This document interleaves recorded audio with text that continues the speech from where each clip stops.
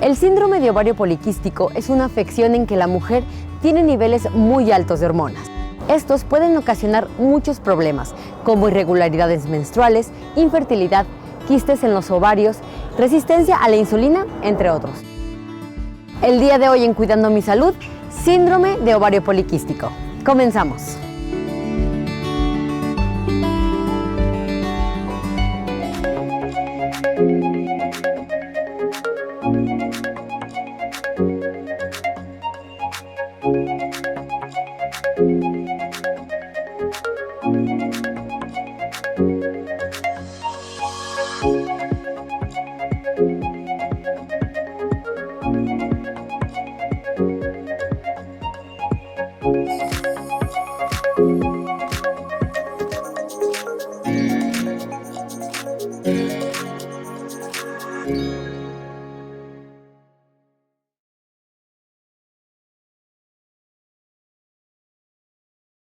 El síndrome de ovario poliquístico, también llamado PCOS, es un desequilibrio de las hormonas sexuales femeninas.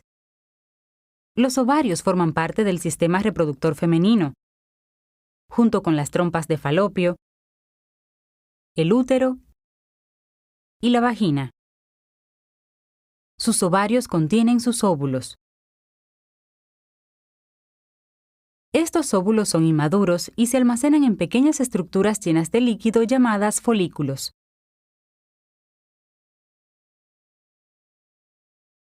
La glándula pituitaria, situada en la base del cerebro, produce hormonas que dirigen la función de sus ovarios.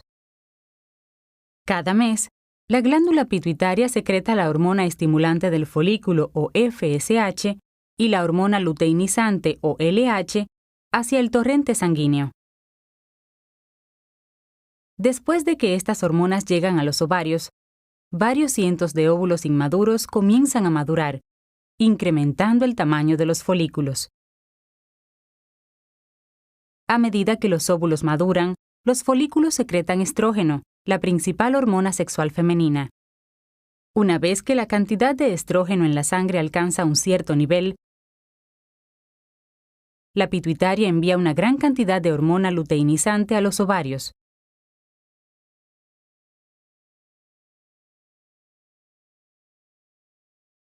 Haciendo que el folículo más maduro se abra y libere su óvulo en un proceso llamado ovulación.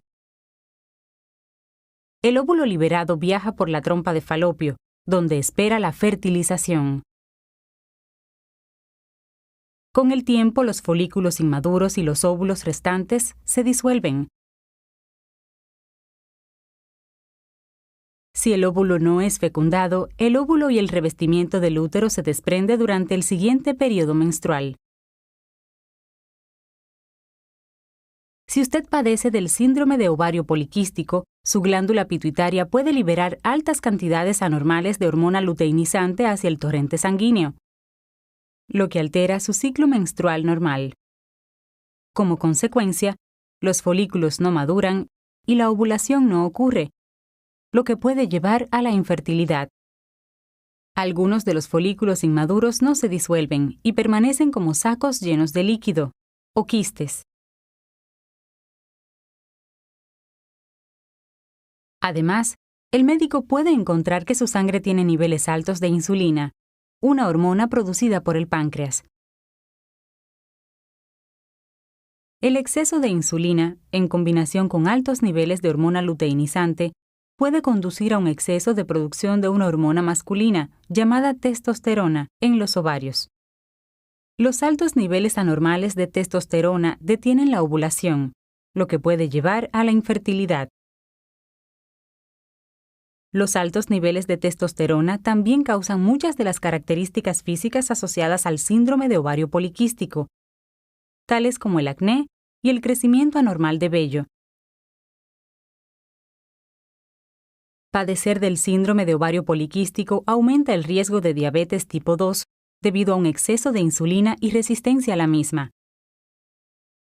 Enfermedades del corazón, presión arterial alta, anormalidades de colesterol en la sangre y cáncer de endometrio.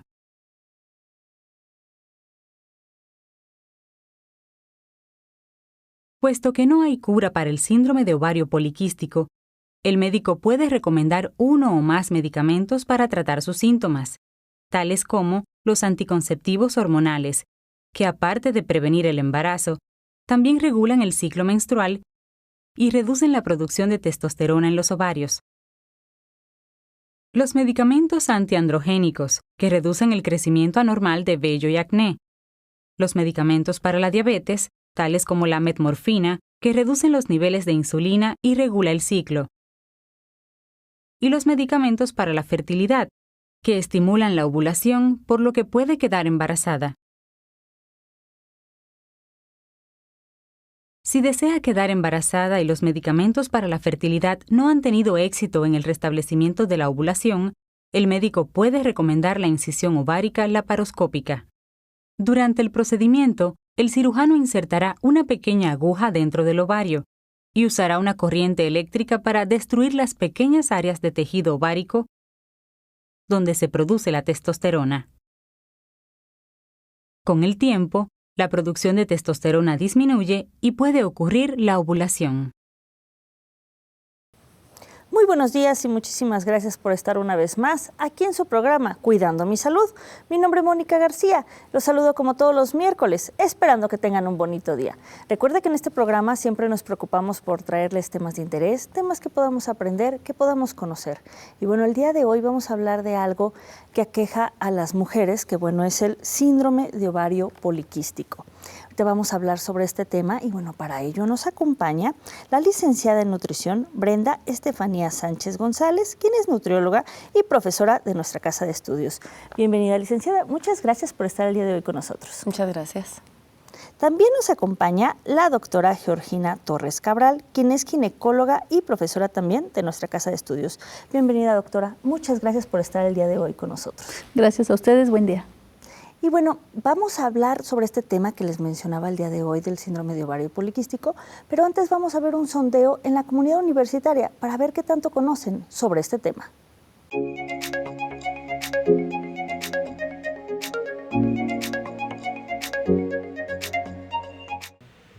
¿Sabe usted qué es el síndrome de ovario poliquístico? Sí, es cuando los ovarios presentan múltiples quistes precisamente insertados en esa área.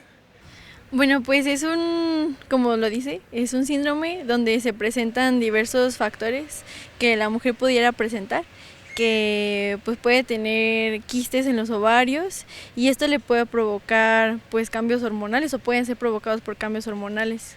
Bueno, pues es una enfermedad que afecta a las mujeres, es un trastorno hormonal. Es una enfermedad hormonal que afecta principalmente a las mujeres y también en la edad reproductiva, incluso en la adolescencia. Sí, pues tal como el nombre lo dice, pues tener quistes en el ovario y tienen que ser múltiples quistes, incluso también hay una medida exacta que tiene que ser, creo que son más de 2 milímetros cada uno y pues también varía de cada ovario, cuánto se encuentran en cada ovario y así. ¿Y sabe usted cuáles son algunos de los síntomas de este padecimiento? Pues principalmente da algunos problemas a la mujer en sentido de su menstruación, en sentido de dolor, ya cuando son grandes, da dolor en el lugar donde están insertos, así como también hay se puede ver un tanto de distensión abdominal donde se encuentran. Pues puede tener cambios en su humor, puede tener bipolaridad, hirsutismo, que es el vello facial, el aumento de peso o disminución del peso. Puede ser que se presentan mucho vello en la mujer, caída de cabello, también sus cólicos pues son fuertes y además tienen sus periodos pues irregulares. Dentro de los principales hay hirsutismo, que es mucho vello en las mujeres en diferentes zonas del cuerpo. También presentan cólicos menstruales, desequilibrios hormonales en cuanto a la menstruación. Pues tengo entendido que pues puede ser retrasar la menstruación, incluso también hay mujeres que pueden empezar a tener síntomas o signos como engrosamiento de la voz, como vello en partes que no habían tenido, como por ejemplo en la cara, en las manos. Estamos de regreso después de ver este sondeo en la comunidad universitaria. Bueno, antes de que iniciemos las preguntas a nuestras invitadas del día de hoy, vamos a una pausa. Lo invitamos a que no se vaya.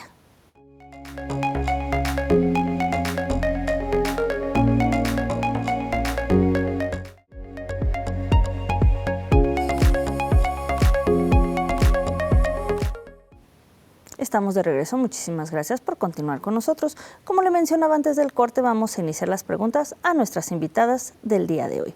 Pues bueno, iniciamos.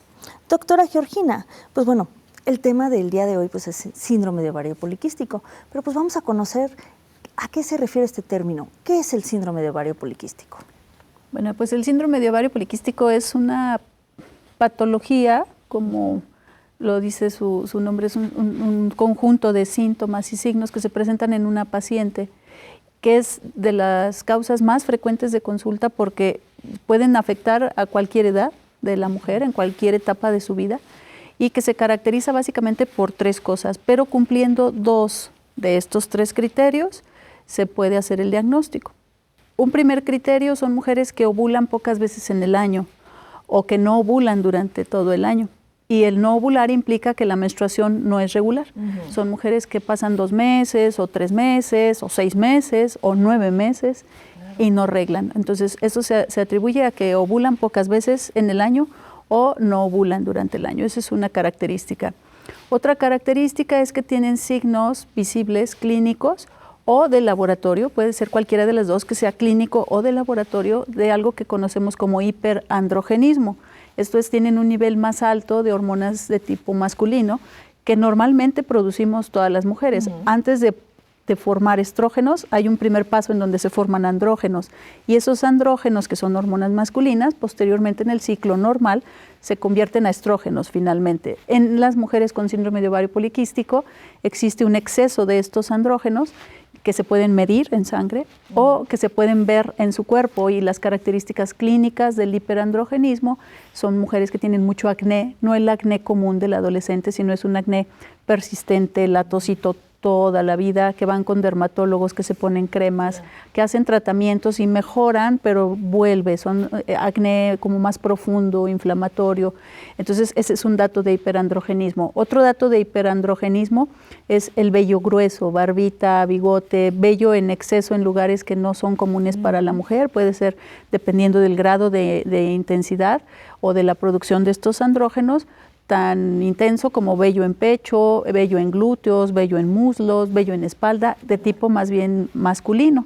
Entonces ya tenemos 2 características, poca ovulación o nula ovulación, el hiperandrogenismo clínico y de laboratorio, y el tercer aspecto es la característica por ultrasonido, en donde el médico o el radiólogo observa en los ovarios más de 12 quistecitos o son como burbujitas de líquido, más de 12 al inicio del ciclo menstrual y que midan menos de 10 milímetros. Es normal, quiero así aclarar, que todas las mujeres tengamos quistes en los ovarios. Eso es normal, pero depende del número, depende del tamaño y depende del día de ciclo en que se midan. Entonces ya tenemos los 3 aspectos. Uno, que se ovule poco o no se ovule. Otro, datos clínicos y o de laboratorio de hiperandrogenismo. Y el tercero, por ultrasonido. Teniendo 2 de estos 3 criterios, se hace el diagnóstico del síndrome de ovario poliquístico. Ok, muy bien. Y bueno, nos comentaba que puede afectar a cualquier mujer en cualquier edad, pero ¿hay a mujeres que afecta más este síndrome?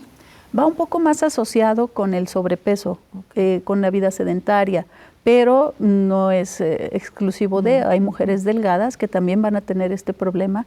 No se sabe exactamente cuál es la causa, pero sí es más asociado con el sobrepeso, con la obesidad y con el sedentarismo que se pueda presentar. Correcto.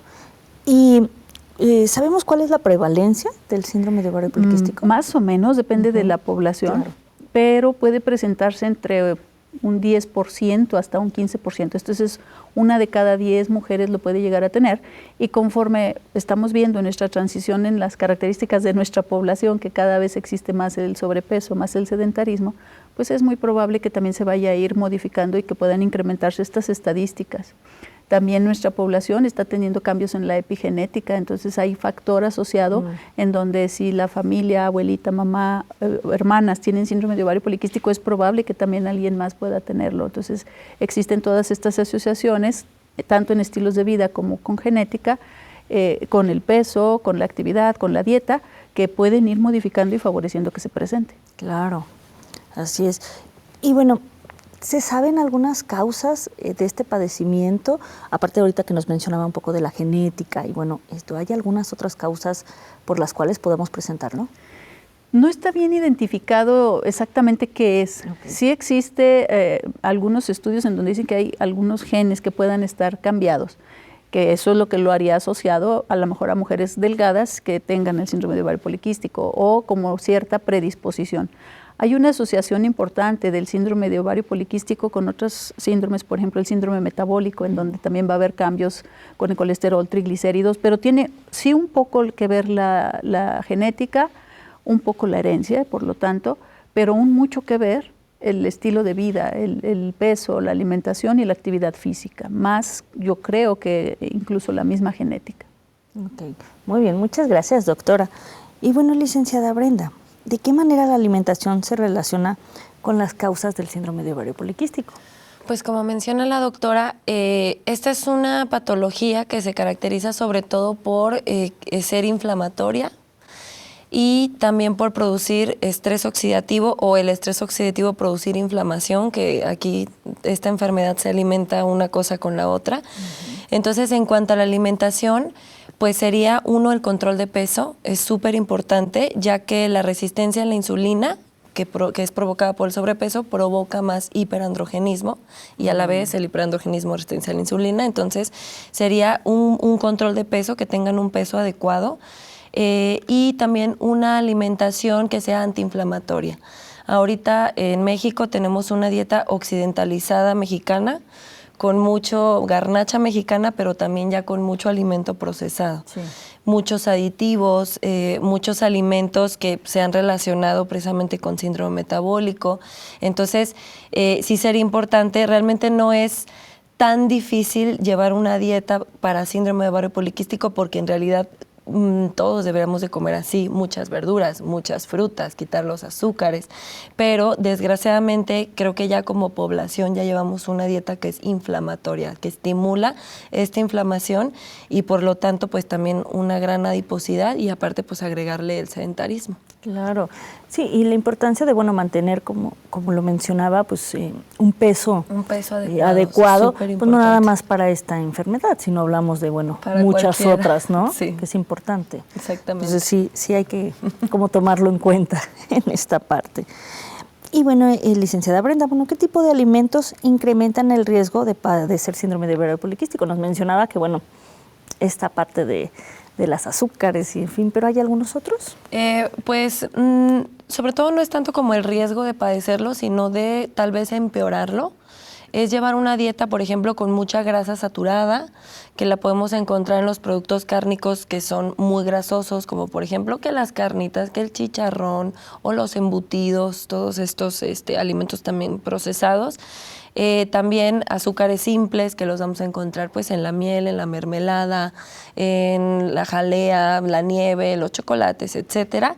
También las harinas blancas, por ejemplo, o sea, el comer pan dulce sobre todo que tiene azúcar y los refrescos que son azucarados. Claro, muy bien.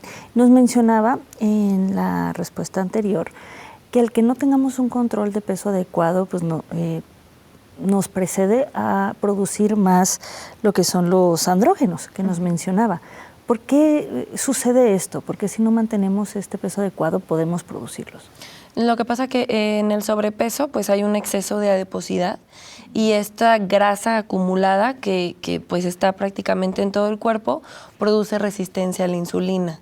Entonces esta resistencia a la insulina también la vamos a encontrar pues en los ovarios, en donde precisamente sucede este cambio de los andrógenos a los estrógenos y entonces esta resistencia a la insulina que está en todo el cuerpo pues estimula o hace precisamente que no se produzcan estrógenos a partir de los andrógenos y por eso aumenta estos andrógenos en el cuerpo. No sucede este cambio por la resistencia a la insulina. Correcto. La doctora Georgina nos mencionaba que una parte importante pues también es el sedentarismo y lo mencionabas tú también. ¿Por qué sucede que es un factor de riesgo como para que podamos padecer síndrome de ovario poliquístico? Pues yo creo que sería sobre todo por 2 razones. Una, que al hacer ejercicio aumenta el gasto calórico total del cuerpo, entonces el gastar más energía también previene el sobrepeso. Y por otro lado, un músculo que no está trabajado, un músculo que no hace nada, pues va a tener precisamente esta resistencia a la insulina. Cuando hacemos ejercicio, las células musculares están muy sensibles precisamente a la utilización de esa glucosa. Entonces, para reducir precisamente esta resistencia, se indica el hacer ejercicio, y no solamente cardio, sino también ejercicio de fuerza para que ese músculo pues esté bien trabajado, si se puede hipertrofiarlo mejor y reducir precisamente esta resistencia a la insulina. Muy bien, vamos a seguir hablando sobre este tema del día de hoy, que es el síndrome de ovario poliquístico, pero antes tenemos que ir a un corte. Lo invitamos a que no se vaya.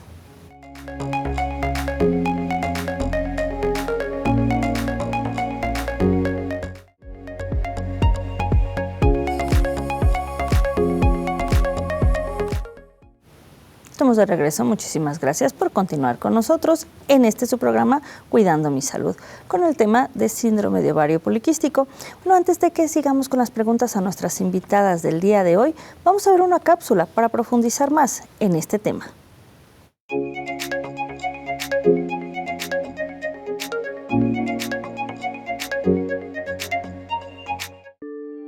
El síndrome de ovario poliquístico, SOP, es un trastorno hormonal que se presenta en la edad reproductiva de las mujeres.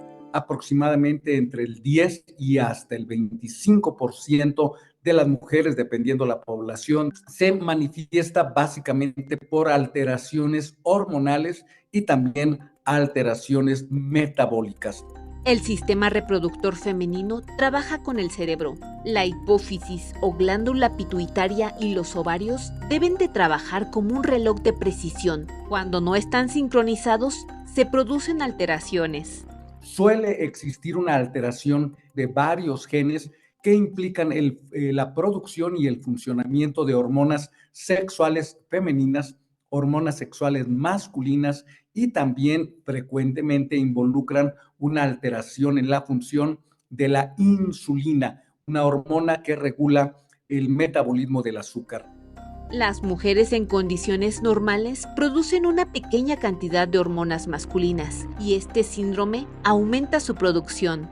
Los andrógenos, que son las hormonas masculinas, son los sustratos o la base para la formación de estrógenos. Cuando tenemos un exceso grande de andrógenos, la transformación no se va a llevar a cabo tan rápida o expedita como debería ser, y esto nos va a permitir que haya una gran cantidad de andrógenos circulando, que es cuando ocurre acné o ocurre la aparición de vello.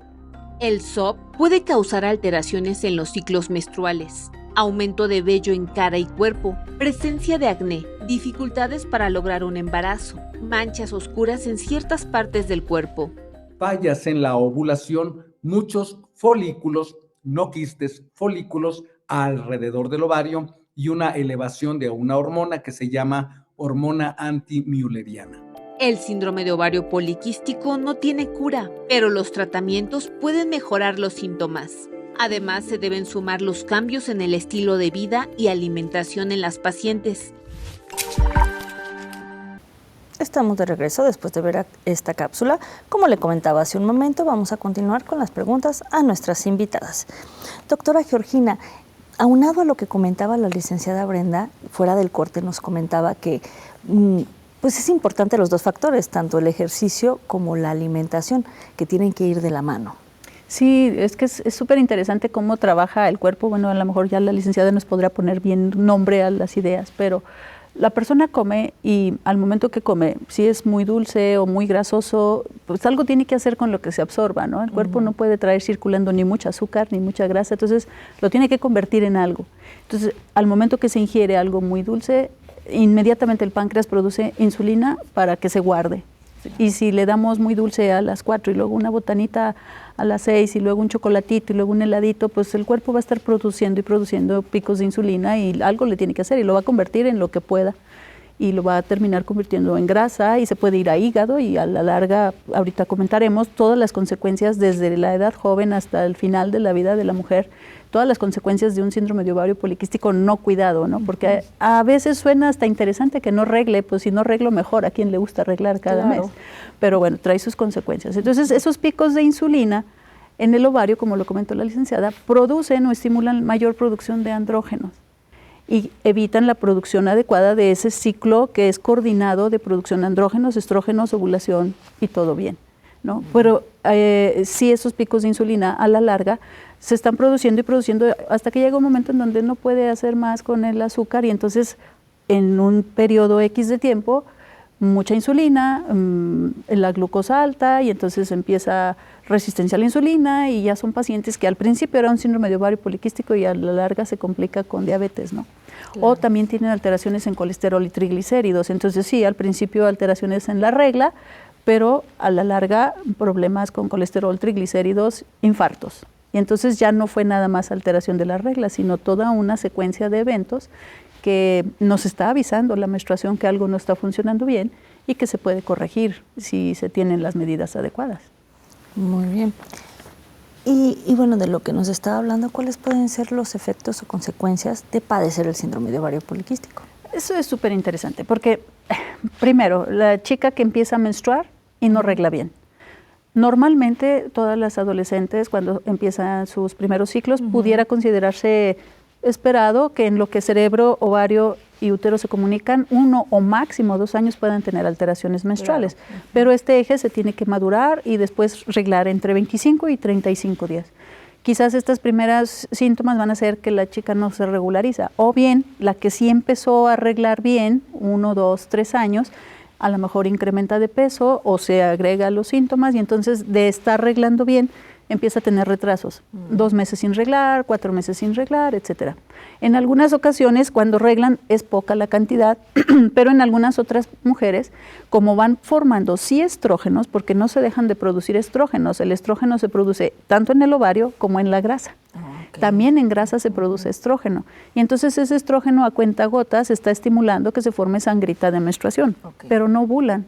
Y entonces se está formando estrógeno, se está formando sangrita y a veces reglan a los 4 meses, pero cantidades muy grandes de sangrado. Entonces puede ser sangrado escaso, terroso, oscuro o sangrados muy abundantes con coágulos, con muchas molestias. Pueden ser las 2 variantes. Y eso es algo que puede ser en edades jóvenes. Después, si son sangrados muy abundantes, pues pueden tener anemia. Si no son sangrados abundantes y se tardan mucho en sangrar, anemia no van a tener. Empieza la vida reproductiva y esas chicas, si no ovulan, pues no se van a poder embarazar.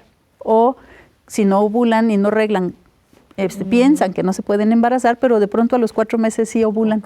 Y entonces puede ser un embarazo que se les juntó con el que, caray, pues ya pasaron 4 y a mí no me pasaba de 4 meses y ahora ya son 6 y ya se mueve y resulta que se embarazaron, ¿no? El síndrome de ovario poliquístico aumenta la posibilidad de aborto porque no se ovula de manera tan adecuada. Y a veces la paciente ni siquiera sabe que está embarazada al inicio y hay que hacer cuidados al inicio del embarazo. Entonces se puede asociar con aborto. Si no se aborta y el embarazo sigue, pueden ser pacientes que tengan mayor riesgo de diabetes gestacional, porque se asocia con resistencia a la insulina y entonces tienen mayor riesgo de diabetes gestacional y por lo tanto, si tienen mayor riesgo de diabetes gestacional, si hacen diabetes gestacional, esas mujeres tienen un riesgo de 40-60% de que en su vida, si son pacientes de 25 o 30 años, cuando tengan 45-50, el 40-60% de mujeres que hicieron diabetes gestacional pueden desarrollar diabetes en su vida.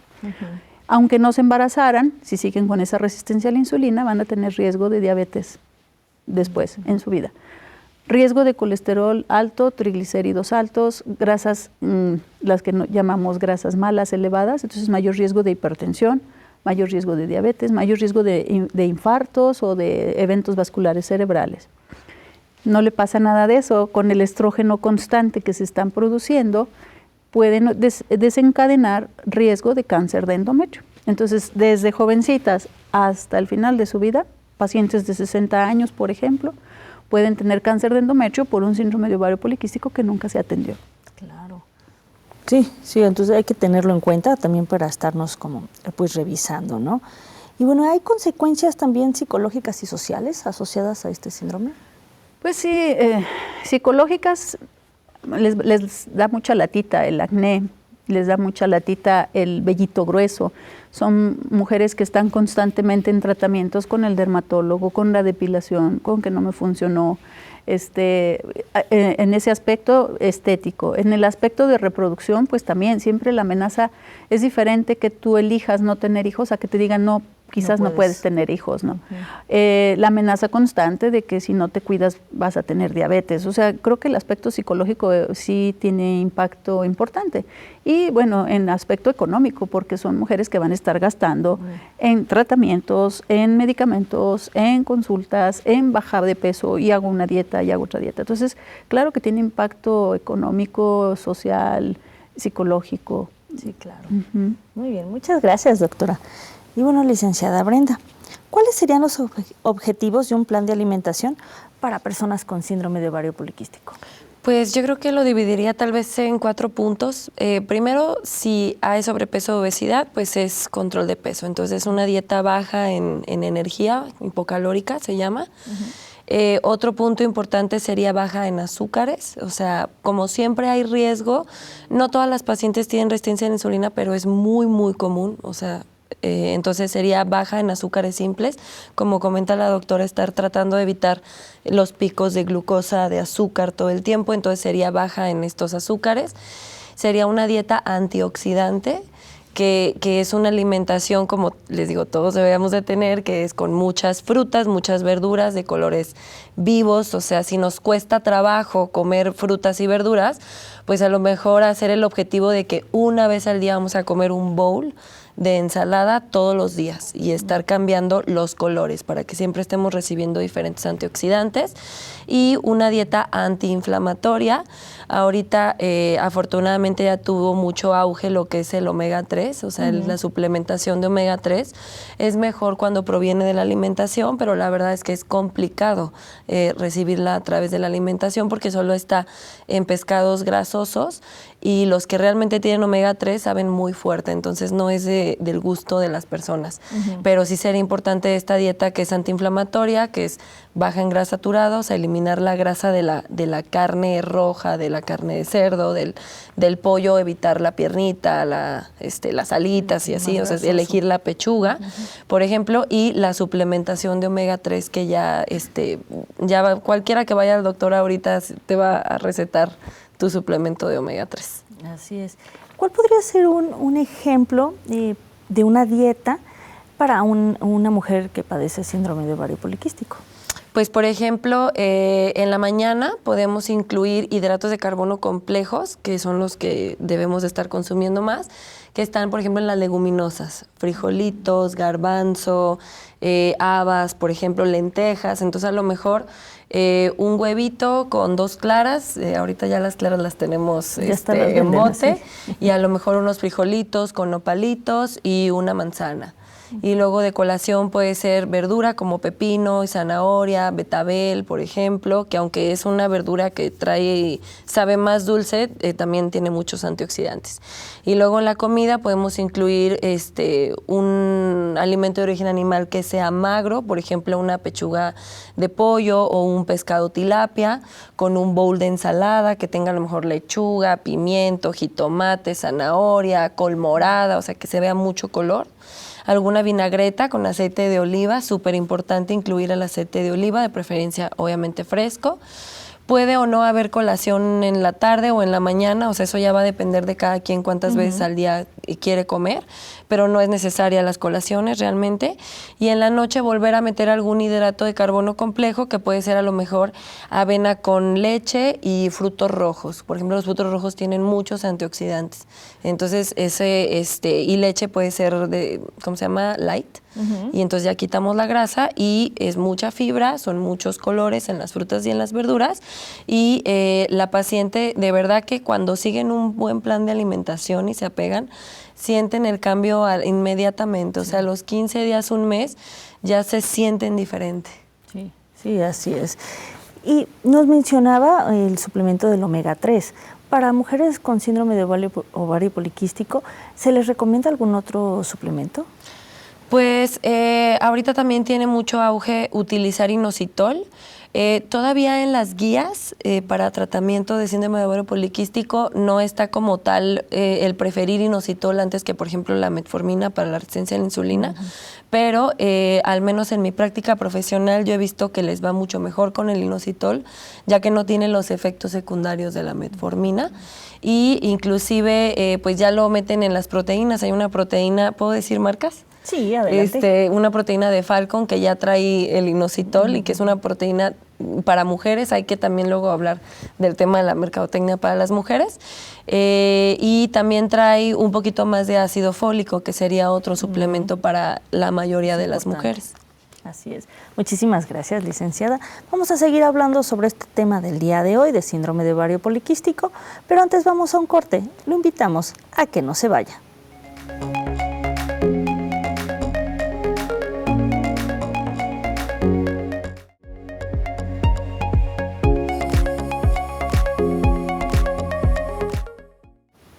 Estamos de regreso, muchísimas gracias por continuar con nosotros. Estamos en la recta final de nuestro programa del día de hoy, pero todavía nos quedan algunas preguntas para nuestras invitadas, pero antes vamos a ver una cápsula para profundizar más en este tema.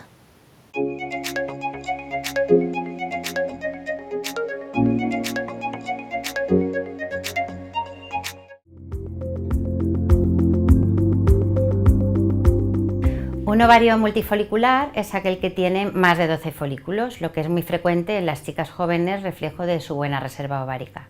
Y esto no lo tenemos que confundir con el síndrome de ovario poliquístico, que es una enfermedad metabólica que afecta al 16% de las mujeres.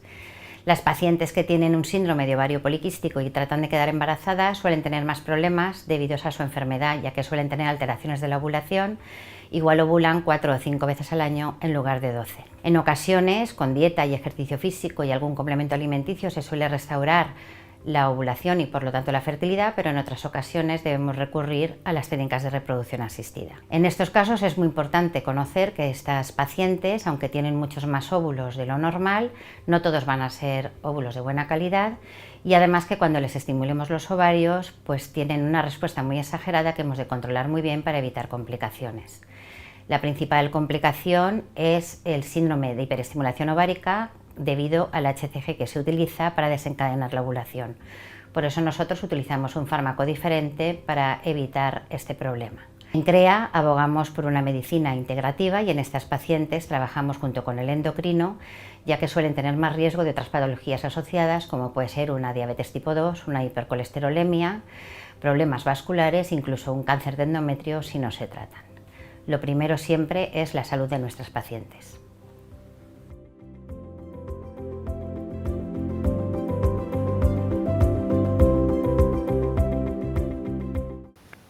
Estamos de regreso después de ver esta cápsula. Como le mencionaba hace un momento, estamos en la recta final de nuestro programa del día de hoy, pero bueno, todavía nos quedan algunas preguntas. Doctora, pues ya hemos hablado un poco de algunos síntomas. Nos gustaría que nos dijera si hay algunos otros que también es importante que pongamos atención. Sí, quizás me faltó comentar dentro de los síntomas que un signo, algo visible, de resistencia a la insulina son como un color muy moreno en el cuello, una mancha, le llaman aterciopelada como café con leche, sí, o en las axilas o en las ingles, en genitales, que eso es también característico de resistencia a la insulina, que creo que dentro del cuadro clínico hay incluso jovencitas que dicen, es que yo me tallo y lo morenito pareciera como mugrita, también es característico de síndrome de ovario poliquístico, más de resistencia a la insulina. Cabe aclarar que no todas las mujeres tienen resistencia a la insulina, o sea, efectivamente es muy frecuente, hay que hacer estudios de medir esa insulina para ver si realmente existe, pero es un dato clínico que también se puede hacer evidente. Okay. Y bueno, ahora sí vamos a hablar un poco de tratamientos, pero antes nos gustaría que nos dijera si este síndrome es curable o solamente es tratable. Es algo súper interesante porque depende mucho de la paciente. Hay pacientes que tienen un juego de peso que suben 2 kilos y reglan súper bien y se embarazan. Hay mujeres que que bajan 2 kilos y reglan muy bien y se embarazan. Hay mujeres que suben 2, 3 kilos y ya no reglan bien y no se embarazan. Entonces sí es muy controlable. No es como una infección que le das un antibiótico y se cura y ya. Lamentablemente, como va mucho asociado también con factores de la paciente, va a depender mucho de ella, de la paciente, de su estilo de vida, y estamos muy condicionados ya en los estilos de vida. O sea, es, como comentaba la licenciada, es todo comercializado, la alimentación es rápida porque tenemos prisa, porque tenemos que trabajar, no tenemos tiempo de hacer ejercicio. Entonces es un poco difícil que se cure, porque la tendencia general más bien es a subir de peso. Y si logra uno embarazarse, también te subes de peso. Entonces, como que es una cadena de eventos. Pero no es imposible. O sea, hay gente que se controla muy bien, que agarra las riendas de su vida y hace todo cuando debe de ser, y que están muy bien, muy controladitas, ¿no? Entonces, pero se queda en eso, en un control. En un control. Ok. Así es. Hablando un poco de esto, ¿cuáles serán los tratamientos, bueno, para hacer frente a este síndrome? Dependiendo de la edad de la paciente y de lo que quiera. O sea, si la paciente acude a consulta porque no regla bien y aparte tiene vida sexual y no se quiere embarazar, podemos utilizar anticonceptivos, por ejemplo. Los anticonceptivos son muy nobles en el sentido de que regulan ese descontrol que existen entre las hormonas que estimulan al ovario, captan a los andrógenos para que no estén circulando de manera libre y estimulando a los órganos terminales. Entonces nos pueden ayudar los anticonceptivos como anticonceptivo, como regulador de ciclo, como quitar el acné o el vellito grueso, barbita o bigote. Pero si la mujer no tiene vida sexual y no es un pendiente que tenga, hay tratamientos antiandrogénicos solamente para bajar el nivel de andrógenos. Pero no es una solución, ¿sí me explico? O sea, el tratamiento, tanto el hormonal como los antiandrogénicos, van a reducir un poco la sintomatología mientras los esté tomando. Entonces nosotros hacemos la implementación de tratamiento, pero siempre de base va a estar el ejercicio y la alimentación, porque si no son pacientes que lo toman 4 meses, 6 meses, reduce el acné, reduce el vello, dejan el anticonceptivo o el hormonal y otra vez vuelve el cuadro. Y entonces cambian de médico, porque es que ya fui y es que nada más reglo si me dan tratamiento y es que no, y cambian de médico, cambiamos de hormonales. Y es la misma cosa, o sea, la base es el ejercicio y la alimentación. Cuando son pacientes que no se pueden embarazar y desean embarazarse, bueno, ahí ya el tratamiento va muy dirigido a forzar la ovulación para que se pueda embarazar y un cuidado adecuado del embarazo, buscando que no vaya a asociarse la diabetes gestacional y las complicaciones que le pueda dar. Dieta y ejercicio, además del control prenatal. Si son mujeres mayores con resistencia a la insulina, que a lo mejor ya no están menstruando, el monitoreo continuo de dieta y ejercicio y estar monitoreando colesterol, triglicéridos, azúcar, para ver que si en algún momento hay algo más que hacer, pues se pueda dar el tratamiento médico. Si llegara a tener engrosamientos de esa sangre que se va a arreglar, que tenga riesgo para un cáncer, bueno, ahí puede ser desde un tratamiento que frene ese engrosamiento de sangre o puede llegar a ser necesario hasta un legrado o hasta quitar el útero para quitar ese riesgo de cáncer de endometrio. Entonces, dependiendo de la edad de la paciente y del objetivo y del cuadro que la haya llevado, si la paciente va por acné solamente, puede ser un antiandrogénico. Si va con acné, con hirsutismo, que es el vello grueso, y aparte tiene alteraciones menstruales, y aparte tiene vida sexual, a lo mejor un anticonceptivo, ¿sí me explico? Correcto, sí. Más bien es ver también toda la historia clínica de la paciente. Así es. Muy bien, muchas gracias, doctora. ¿Hay alguna alimentación o algo que, bueno, nos ayude como a prevenir también que podamos padecer síndrome de ovario poliquístico? Pues realmente no como tal, porque precisamente como comentábamos al principio, no se sabe bien las causas y es multifactorial. Entonces, como decir que hay algún tipo de alimentación que provoca el síndrome de ovario poliquístico, pues tal vez no estaremos diciendo una afirmación correcta. Pero sí, definitivamente, la dieta occidentalizada con tanto alimento procesado, aditivos, azúcares simples, sí hace que tengamos más riesgo a tener alteraciones hormonales, sobre todo en cuestión de la resistencia a la insulina, que es uno de los factores o signos que se presentan cuando hay síndrome de ovario poliquístico. Entonces, pues sería pues eliminar totalmente los alimentos, yo creo que ultraprocesados. Ese sería como el cambio que tendríamos que hacer, ¿no? Pero totalmente, o sea, realmente no es necesario, si lo vemos así, ir a un supermercado, con que fuéramos a una frutería donde hay verduras, frutas, y a una carnicería, y a lo mejor a donde están los cereales y semillas, con eso tenemos para alimentarnos sanamente. O sea, esto de estar comprando galletas y ya también tener que ver la etiqueta y a ver si esto sí, si esto no, se hace muy complicado y la gente no lo hace. Entonces, sí sería totalmente evitar pues acudir a estos lugares porque realmente no hay nada ahí que realmente necesitemos. Sí. Sí, nos hacemos de eso. ¿Hay algunas otras cosas, algunos cambios en nuestro estilo de vida que también nos pueden ayudar a no padecer el síndrome de ovario poliquístico? Pues yo creo que, como comentaba la doctora, el hacer ejercicio. Ahorita, bueno, a las mujeres, sobre todo desde el punto de vista que quieren bajar de peso, pues nos hacen la pregunta, ¿cuál es el mejor ejercicio para bajar de peso y demás? Entonces, yo creo que el incluir un ejercicio que al principio que te guste para que te puedas apegar a él y puedas hacerlo ya parte de tu estilo de vida sería lo primordial, más que el mejor ejercicio, sino uno que te guste, que te quede cerca de tu casa, porque también luego eso es un obstáculo, el tener que transportarte 1 hora porque te metiste a natación, porque la gente deja de ir, o sea, si no tenemos el hábito, hay que quitarnos todos los obstáculos y a lo que nos quede más cerca, lo que nos quede más fácil, o que sea a lo mejor a veces hasta lo más barato, salirnos a caminar al parque de enfrente, o sea, pero algo que sea realista que podemos hacer. Sí, plantearnos objetivos, ¿no? Ajá, que sean realistas y pues sí, o sea, tratar de quitar todos los obstáculos posibles para poder incorporarlo como parte del estilo de vida. Así es. Muchísimas gracias, licenciada. Doctora, ¿hay algún punto o en algún momento o algo que nos indica que es momento de acudir con el especialista o en qué momento debemos acudir? Bueno, esto es parte de la cultura de la prevención, desde que la mujer empieza a tener menstruaciones y si llega a los 15 años de edad y no ha menstruado también. Cada cita lo que se hace es checar peso, checar características de los ovarios, cómo está menstruando y se va orientando. El objetivo de las citas de prevención es acompañar.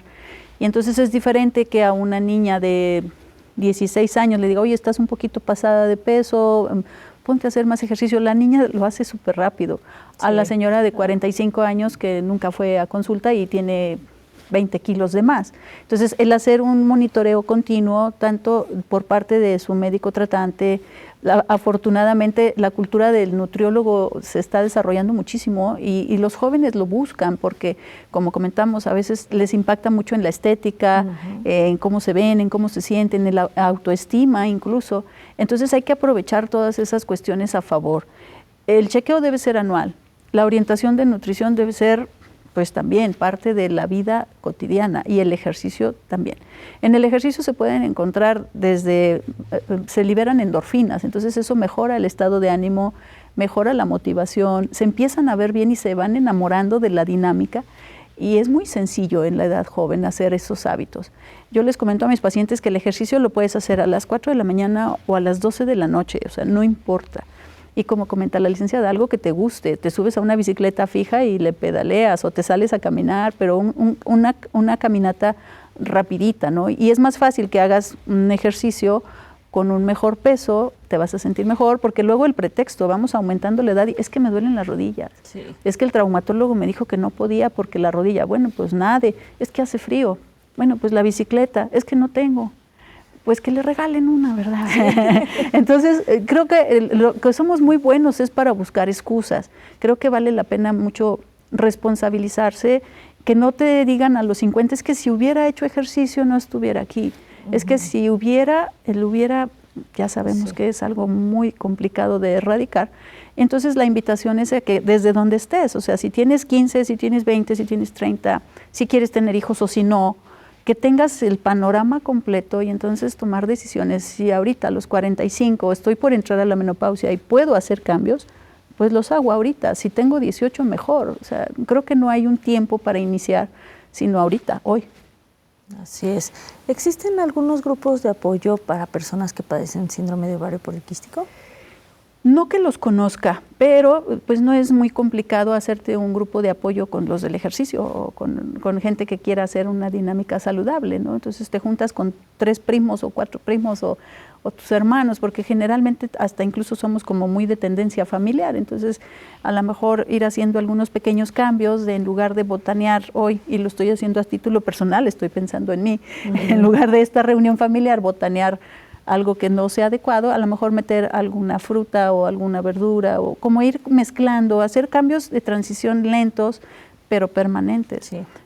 Grupo de apoyo como tal no lo conozco, pero creo que sería sencillo hacerlo en mi metro cuadrado. Muy bien. Si alguien quiere saber más sobre este tema, ¿a dónde puede acudir, doctora? Bueno, aquí en la universidad está la unidad médico-familiar, se cuenta con médicos, se cuenta con nutriólogos, se cuenta con apoyo. Incluso aquí en la universidad hay un equipo que están haciendo y se juntan y hacen ejercicio y los motivan y les hacen sus chequeos. Por fuera, pues cualquier médico ginecólogo, yo me pongo a su disposición en la consulta, también en el 918-6145, o pues aquí en la universidad, en el departamento de medicina, también pues no nos dedicamos, somos más docentes, pero con gusto podemos hacer alguna asesoría. Muy bien, muchas gracias, doctora. Licenciada, si alguien necesita información o tiene alguna duda, también ¿a dónde puede acudir? Me pueden encontrar en mis redes sociales como Brenda Sánchez Nutrición o también al 449-197-8888, con mucho gusto. Muy bien. Si nos pueden dar un mensaje final a nuestro público, por favor, con este tema. Creo que espero que lo que más se les quede es que no se sientan como aisladas en el sentido de que yo me tengo que cuidar y solo yo y tengo que bajar de peso. Realmente debería ser un cuidado que tiene que tener toda la población, pero en estas mujeres, en estas pacientitas, toma especial importancia para que tengan una buena calidad de vida. Así es. Muchas gracias, licenciada. Doctora, por favor, un mensaje final a nuestro público. Sí, claro. Yo creo que si tomamos en consideración las principales causas de muerte en nuestro país son problemas de cáncer, problemas cardiovasculares, problemas de enfermedades crónicas como la diabetes, y todas tienen mucho en común, ese estado inflamatorio crónico y ese sobrepeso. Entonces creo que podemos tomar muy en serio, no como una responsabilidad de gobierno que nos dé medicamento, que nos dé quimioterapias. Creo que podemos hacer conciencia a nivel personal, a nivel familiar y empezar a actuar ya. Así es. Muchísimas gracias. Muchísimas gracias a las dos por habernos acompañado. Agradecemos a la doctora Georgina Torres Cabral y también a la licenciada en nutrición Brenda Estefanía Sánchez González. Muchísimas gracias a las dos por habernos acompañado. Muchísimas gracias a ustedes, nuestro público, por haber estado con nosotros. Mi nombre es Mónica García. Los esperamos el próximo miércoles con otro tema igual de interesante.